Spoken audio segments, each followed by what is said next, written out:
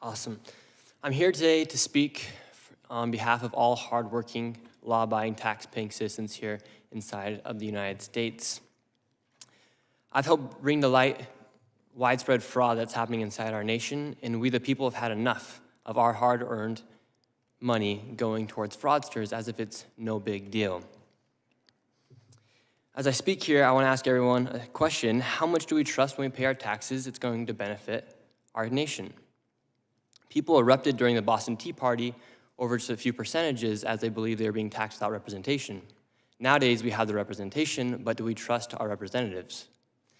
My name is Nick Shirley, and I made a 41-minute video that I posted on platforms like X and YouTube. My video received over 100 million views, and it created instant change within our government. As the federal government launched investigations in departments such as Health and Human Services froze over $185 million in child care funding until businesses can prove they are legitimate businesses. I actually became aware of the fraud that was happening in Minnesota in June of 2025 as I was there for a separate video, and Minnesotans started reaching out to me, asking me if I was making a video on the fraud. I said, well, what fraud? And this lady, she was a real estate agent, and she says, well, I'm having a hard time selling my properties because people are curious about these assisted livings that are popping up next door to some of the houses that we're buying, or the home health care clinics that are popping up, and we don't know who's next to these houses that we're trying to sell. And I said, well, I'm not going to come and make a video if I don't have any proof. So therefore, I left Minnesota, and I continued to look for fraud in the best way I could. And as I was getting my own information, a man by the name of David reached out to me, and he said, hey, I have been investigating this fraud for years now. I have been driving by these child care centers. I've never seen a single child, and I have received information from the state of Minnesota as to how much money these places are receiving. I said, great, let me come to Minnesota and we'll make this video about potential fraud that was taking place inside of Minnesota. We go to a daycare, and I'm instantly surprised by what we see. We arrived, and it was an industrialized building, and there was 2 daycares registered at that building. And the first thing I noticed is all the windows are blacked out, and there's no footprints in the snow of any children. There's no playgrounds or anything that would make it look like it's a child care. But above me, a sign read, open 7 a.m. to 10 p.m. But there was nobody there. The doorbell did not even work. And then we continued to go to other daycares, and we noticed the same pattern. No children, blacked out windows, and one daycare, a learning center, spelled Quality Learning Center instead of Quality Learning Center.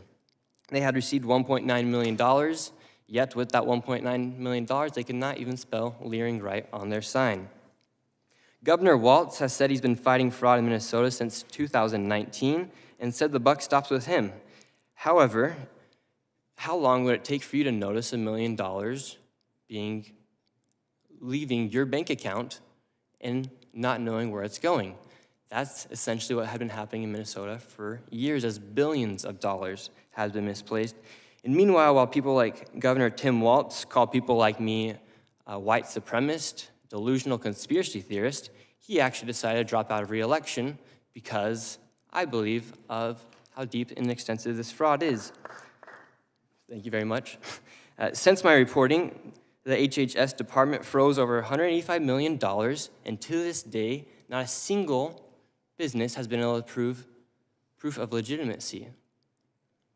How fast would you be proving that you are a legitimate business if you have children to actually feed and to take care of?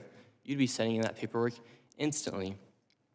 I made this video to document the widespread fraud that has been taking place, as I truly believe all fraud is bad, and people like me, my generation, we're sick of seeing tax dollars go towards fraud. We just want to have the same opportunities that our fathers and our grandparents had, and when you see people making millions of dollars by committing fraud, it upsets everybody from all age demographics. And so I hope today we can have a good conversation, and I think we can all agree that fraud is bad, and that fraud is fraud, and I wish the best for our country, and I think that's what needs to be happening, is to crack down on all forms of fraud. So thank you for having me, and God bless the USA.